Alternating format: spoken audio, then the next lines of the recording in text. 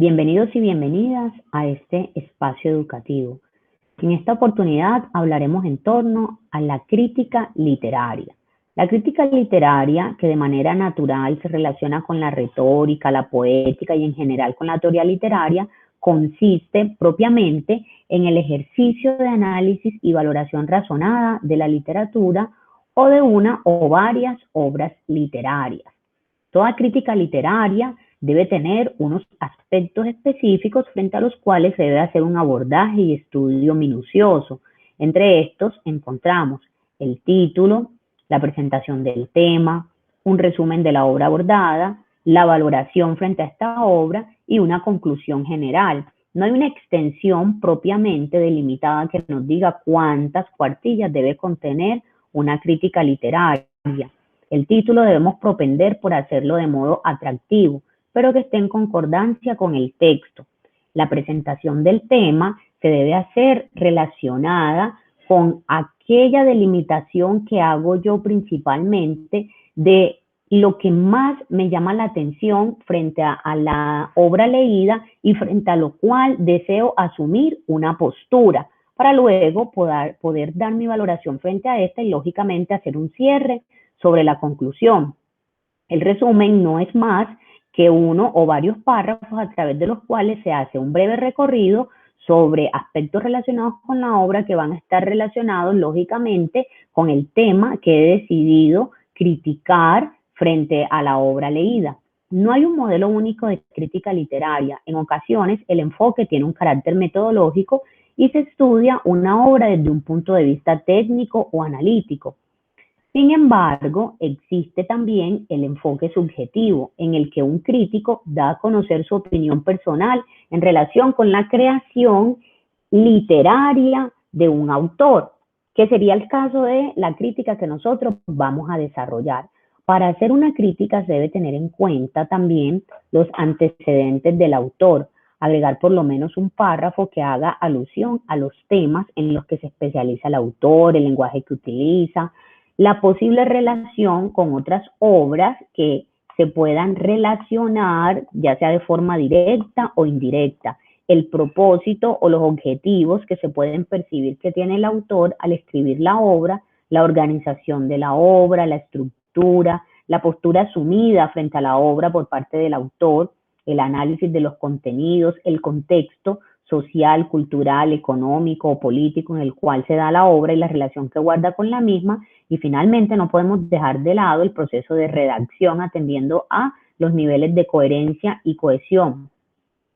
Finalmente cabe anotar que la función del crítico es profundizar en una obra. Esa es la función que usted va a desempeñar frente a la obra elegida.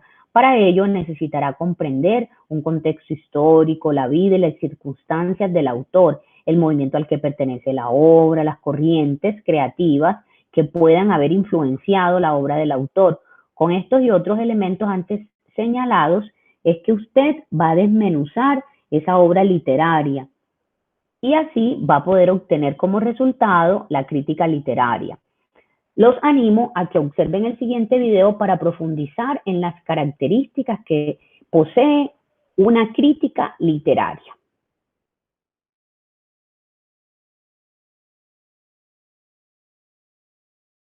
Gran público. Existe una crítica académica que muchas veces ha alcanzado unos niveles tales de la elaboración y de complejidad que se vuelve esotérica para el lector común y corriente. Es una crítica que se escribe para otros críticos o para especialistas y que no llega al gran público. Es una de las razones por las cuales nosotros vivimos en una confusión de valores literarios y estéticos dramática, como yo creo no ha vivido nunca la humanidad en toda su historia. Hoy día es muy difícil para el lector común y corriente saber lo que es bueno y lo que es malo, tener una idea clara de las jerarquías literarias, de qué cosa es gran literatura, de qué cosa es literatura repetitiva, ancilar, una literatura que no hace más que repetir unos esquemas o unas formas perfectamente trasnochadas. Y esa confusión se debe a qué? Se debe a que no existe una crítica. No existe una crítica que sea, digamos, un camino que permita al lector común y corriente, no estoy hablando del especialista, del lector común y corriente, que permita no extraviarse en ese bosque que es hoy día la gran oferta bibliográfica que recibimos y en la que nos movemos como a ciegas, viendo, bueno, hay modas que de pronto se imponen y que imponen un determinado libro, no siempre necesariamente es el libro que tiene mayor calidad.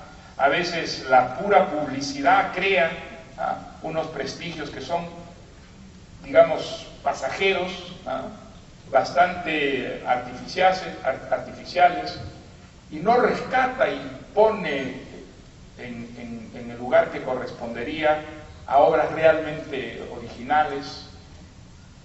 ¿Qué ha hecho que la crítica vaya desapareciendo?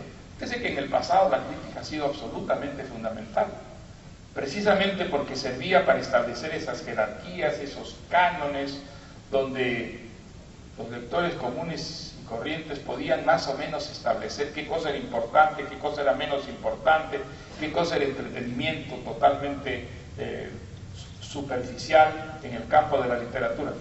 Esto vale, yo creo, para todos los campos de la cultura, pero principalmente para la literatura. Creo que lo que ha ocurrido es que la crítica se ha ido encerrando en el mundo de la academia, es decir, cortándose de los lectores comunes y corrientes, y la crítica que llega a los lectores comunes y corrientes es una crítica puramente informativa y muchas veces producto simplemente de la publicidad.